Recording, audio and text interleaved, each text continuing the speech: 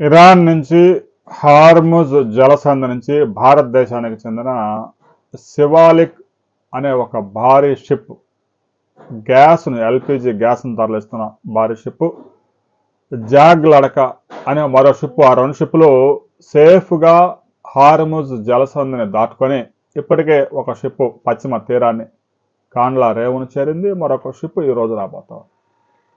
ఆ రెండు షిప్పుల్లో కలిపి కూడా 1,20,000 టన్నుల గ్యాస్ నిల్వలు ఉన్నాయి.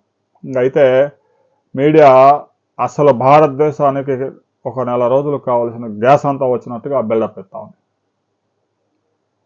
ప్రతిరోజు భారత గ్యాస్ ఇంధన అవసరాలు తీరాలంటే 1,00,000 టన్నుల గ్యాస్ విదేశాల నుంచి దిగుమతి కావాలి. ప్రతిరోజు సంవత్సరానికి 350 లక్షల టన్నుల పైగా గ్యాస్ మనకు అవసరం. యావరేజ్ మనం చూసుకుంటే ప్రతిరోజు 1,00,000 టన్నుల గ్యాస్ దిగుమతి అయితే కనుక మన అవసరాలు తీరుతాయి. రెండు షిప్పులు హార్ముజ్ జలసంధి దాటించారు ఎలాగల. ఆ రెండు షిప్పుల్లో ఉండే మొత్తం కలిపి 1,00,000 టన్నులు, అంటే ఒక రోజుకు సరిపడే అవసరాలు మాత్రమే. మరో 22 షిప్పులు హార్ముజ్ జలసంధికి సమీపంలో సౌదీ అరేబియా దగ్గర ఇరుక్కుపోయి ఉన్నాయి. మరి వాటిని దాటించడానికి చేస్తున్న ప్రయత్నాలు ఫలించినట్లు కనిపించడం లేదు. చెల్లింపులు డాలర్లలో కాకుండా, అమెరికా డాలర్లలో కాకుండా చైనా యువాన్ కరెన్సీలో చెల్లించాల్సి రావడమే ఇందుకు ప్రధాన కారణం. ఇక అన్ని ఓడరేవుల్ని అమెరికా క్షిపణులు ధ్వంసం చేస్తూ ఉన్నాయి. రాబోయే రోజుల్లో అక్కడ ఫిల్లింగ్ కూడా సాధ్యం కాదు. ఏవైతే షిప్పులు ఇరుక్కుపోయాయో వాటిని గనక వదిలివేస్తే పూర్తిగా అన్ని షిప్పులు, ఇక హార్ముజ్ జలసంధిని ఓపెన్ చేసినా ఒకటే, క్లోజ్ చేసినా ఒకటే. ఎందుకు?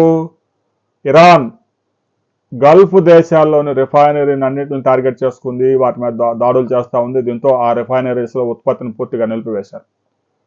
ఇక సౌదీ అరేబియా మీద కూడా పెద్ద ఎత్తున దాడులు చేస్తూ ఉంది, హార్బర్ల మీద దాడులు చేస్తూ ఉంది. అక్కడ ఆ గ్యాస్ నౌకల్ని, క్రూడాయిల్ నౌకల్ని నింపడం ఇక ఏమాత్రం సాధ్యం కాదు. ఆ ఉన్న నౌకల్ని తీసుకురావడం తప్ప చేయగలిగింది ఏం లేదు. ఆ నౌకలన్నింటిని వదిలేస్తే ఇక ఇరాన్ చేతిలో పట్టుండదు. అందుకే ఆ నౌకల్ని ఒక్కొక్క నౌకని ఆచి తూచి వదిలేస్తూ ఉంది. చైనాకు చెందిన నౌకలు మాత్రమే సేఫ్గా వెళ్ళిపోయాయి. మిగతా 1,200 నౌకలు అక్కడ ఆగిపోయి లంగర్ వేసుకున్నాయి. అనుమతి లేకుండా కదిలితే మాత్రం క్షిపణి దాడులు, డ్రోన్లతో దాడులు తప్పు అనే హెచ్చరికలు జారీ చేస్తా ఉన్నాయి. దీంతో భారతదేశానికి చెందిన ఒక 22 నౌకలు కూడా ఇంధనం నింపుకొని రెడీగా ఉన్నాయి, గ్యాసు, క్రూడాయిల్.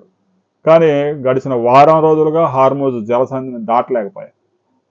మరి దీనికి సంబంధించి సంప్రదింపులు జరుగుతూ ఉన్నాయి. దీనికి సంబంధించి ఇరాన్ ఒక తాజా ఆఫర్ ఇచ్చింది. చెల్లింపులు యువాన్లో భారత్ చేస్తుందా లేదా అనే దానికి సంబంధించి ఈరోజు జయశంకర్, విదేశాంగ శాఖ మంత్రి ఒక కీలక ప్రకటన చేయబోతా ఉన్నారు. ప్రకటన వచ్చిన తర్వాత మరో వీడియోలో మనం కలుసుకుందాం.